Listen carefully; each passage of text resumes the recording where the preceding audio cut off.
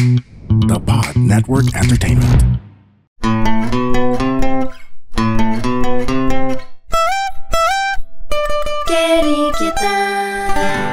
Hey, welcome again, non-gamer parent. We are your guides into the gaming world and we're both hardcore gamers, hardcore parents. I'm Ray. And I'm Joey. Curious question for today. Where is your kid playing right now? The obvious answer would be, ayun, nasa kwarto niya, nagkukulong. O yun ang akala nyo. Oo nga, our kid is an avid gamer. And we always ask her, nasang world ka ba ngayon? Yeah, pag naka-iPad si Bean, siya our daughter, no? It means she's in Tevat. Yung world sa Genshin Impact. She's so into that game. And so are a lot of her friends. Ray, ano ba yung mga pinakamalalaking games na nilalaro ng mga bata ngayon? Yeah, okay.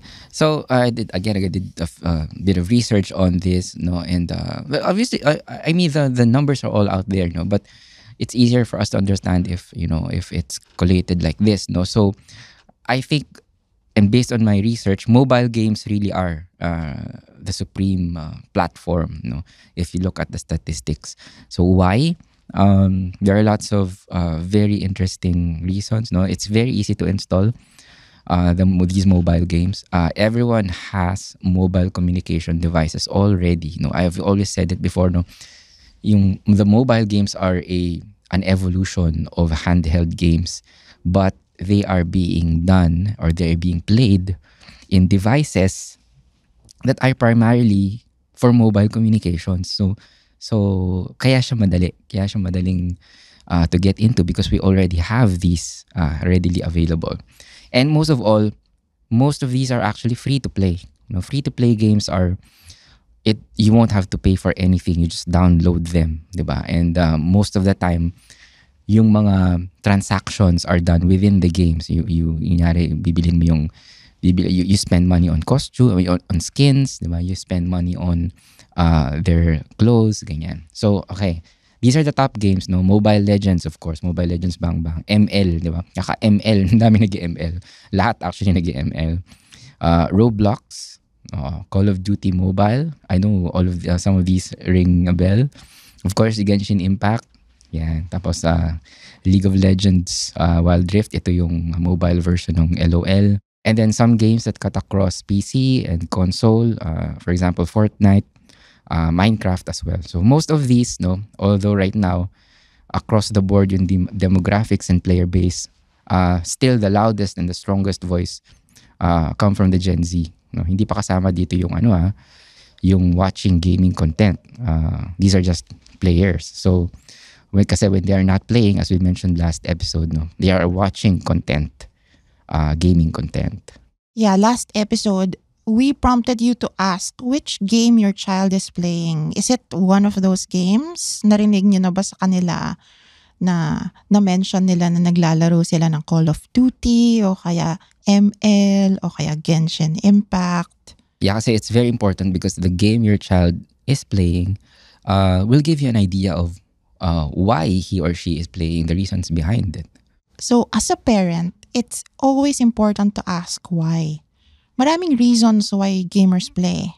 First, to escape. Yeah, ika nga, di ba? Boring ang real world. So, mas masaya sa Tevat. Yan. So, lagi ko naririnig kay Bean yan, nga our daughter, no? So, ako actually, for one, I practice mood gaming, what I call mood gaming, no? So, it really depends on my mood. For example, I want to go to futuristic cyberpunkish world. Then I load up a futuristic cyberpunk world and I get lost in that world. So, yun, it's a very legit reason. I just get lost in these worlds. So, and when we say we play to escape, I can definitely say that I play to escape. So, I am not a Gen Z player.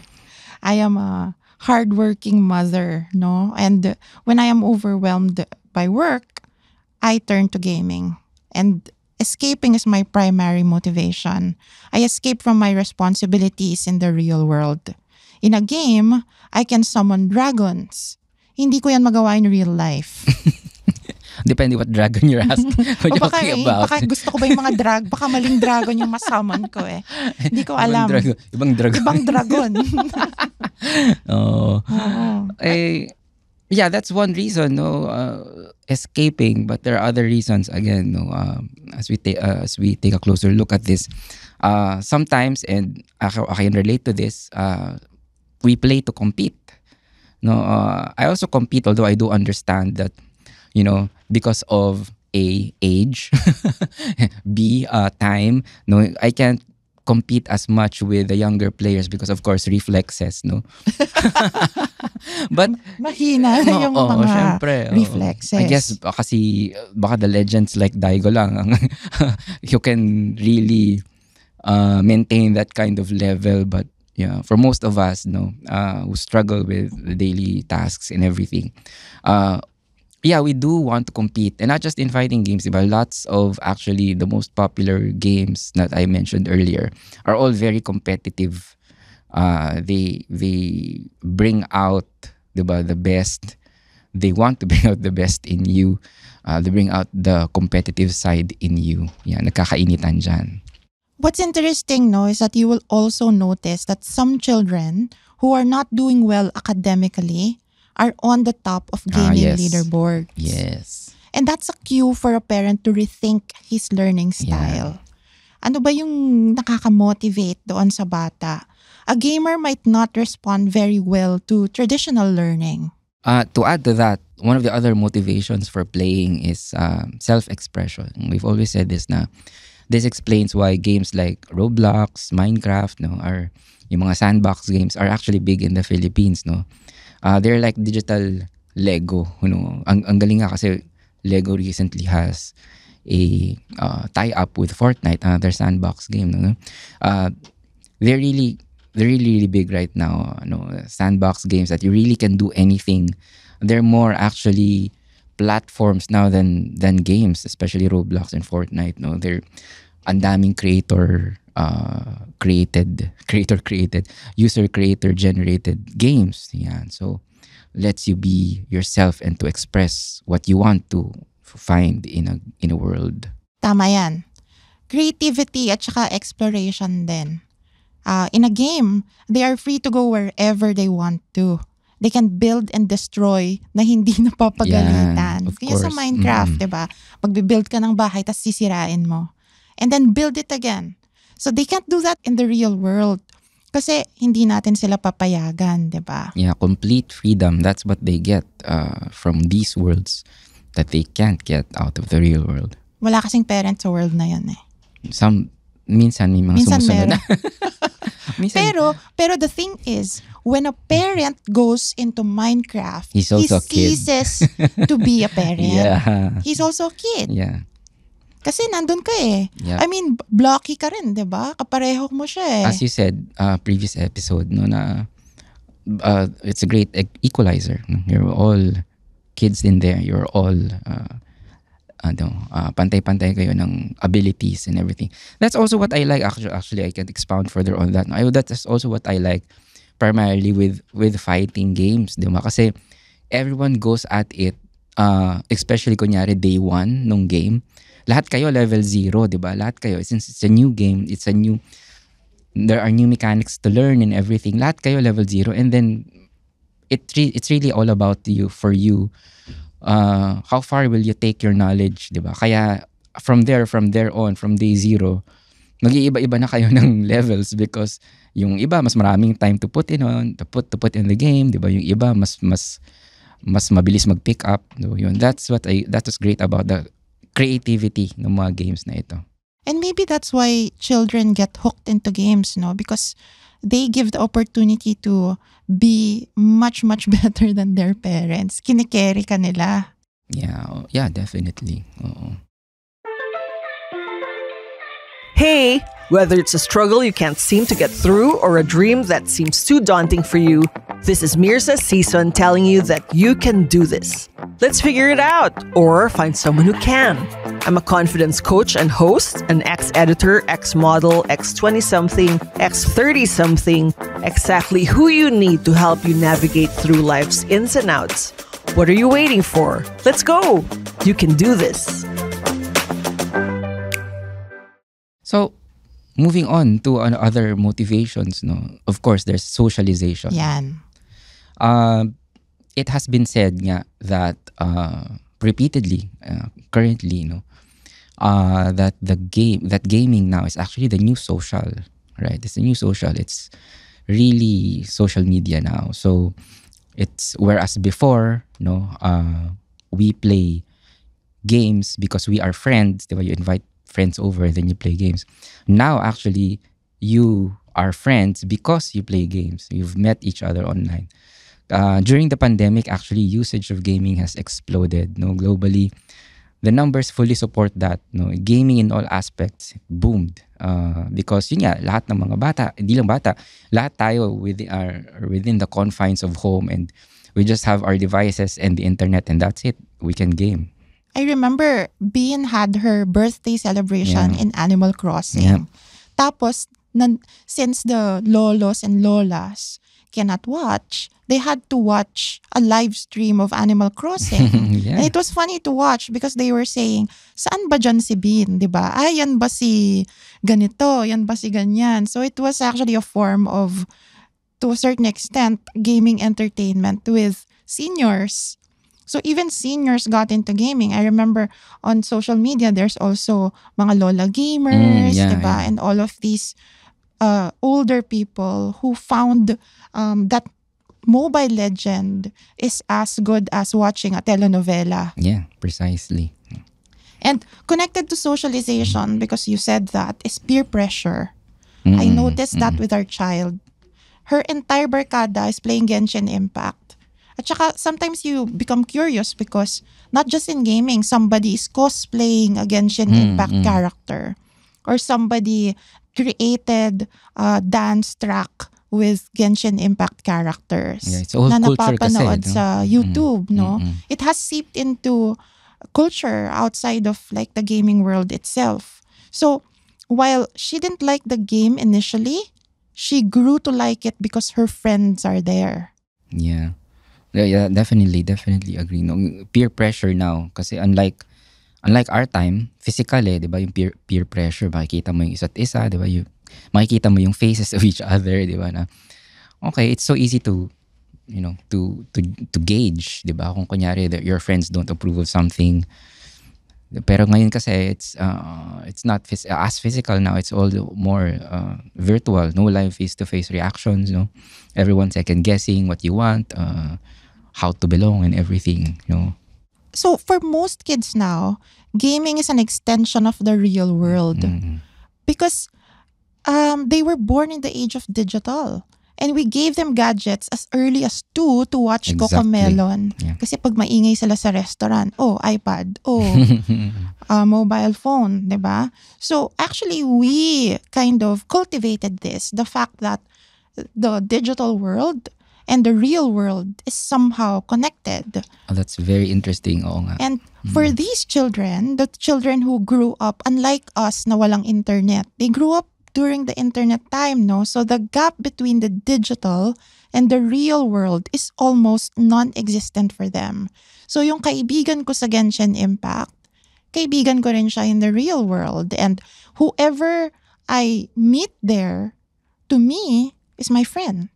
This is very interesting because this all ties up to, remember that time when I interviewed, when you were at one of the gaming award shows, diba? I interviewed one of the gaming experts in one company. And one question posed was, how do you separate the identity of virtual from real? And one of the better answers na nabigay nung time na yun was, you don't separate. It's all valid, diba? It's all just as you're, for example, you're a housewife and you're also a CEO and you're also like a daughter. All of these are our identities. Nadagdagan lang ng ibang skins, ng ibang face, diba? That's virtual. But everything, all of these exist alongside and with each other. Especially to children, because that world, whether it be digital or a gaming world, is a real world. Kasi wala ka namang separation eh. You know that it exists. And you know that the people there are real. I mean, technically. I've heard also a story about this na kind of a touching story, no? Parang may isang player, I think it's a World of Warcraft player, no? very popular with, I don't know, he's a World of Warcraft player, and I don't know if I'm getting the story right, but something like one day, he's a loner, parents know him as a loner. And then he I've heard of unfortunately, this. unfortunately he passed away. So so the parents, 'di ba, parang just expecting na parang he was just always in his room, 'di ba? But they were so surprised because nung wake, ang daming taong dumating, ng mga sobrang di nila kilala. Sino tong mga to? And they all discovered that they're all friends. I'm getting goosebumps while talking about it. They're all friends who he met and made online through World of Warcraft. And they're super close friends.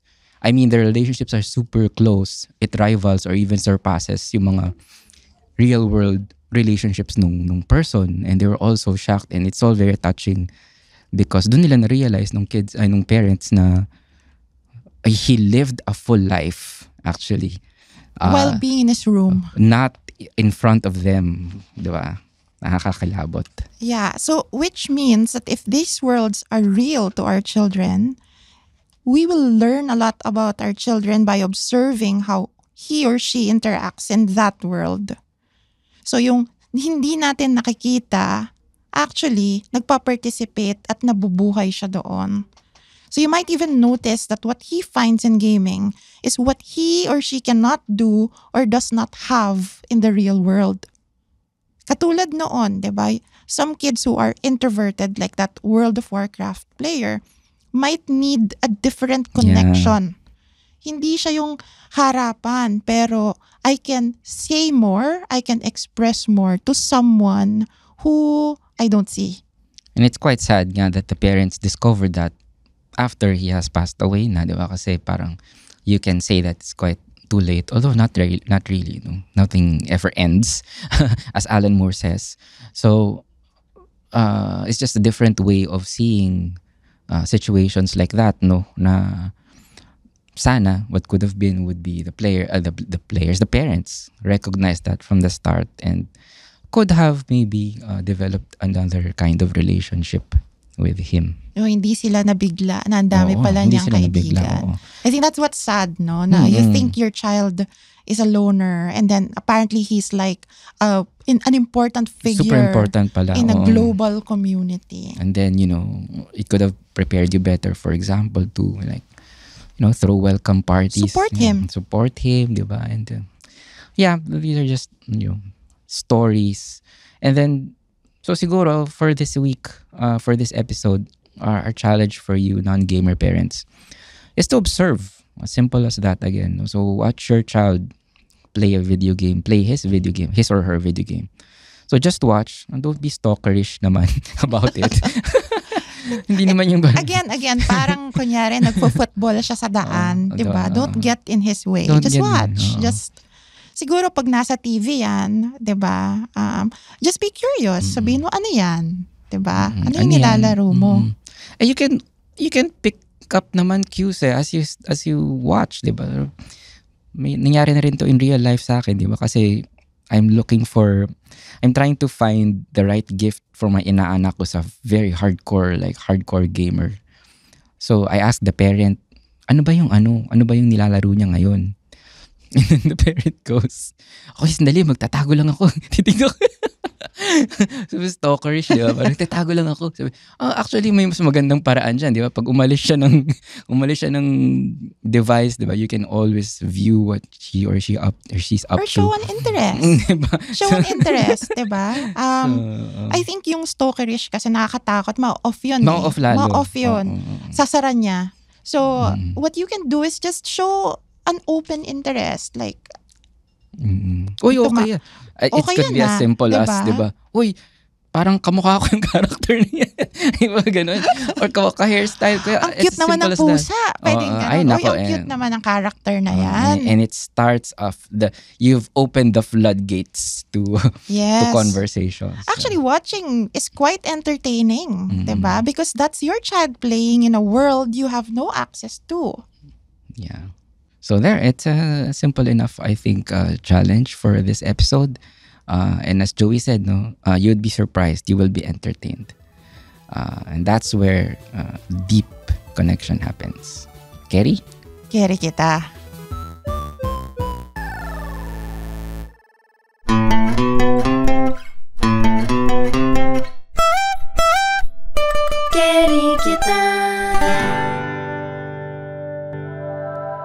The opinions of podcast creators, hosts, and guests are not necessarily reflective of the official stance of the Pod Network Entertainment, its hosts, or other network programs.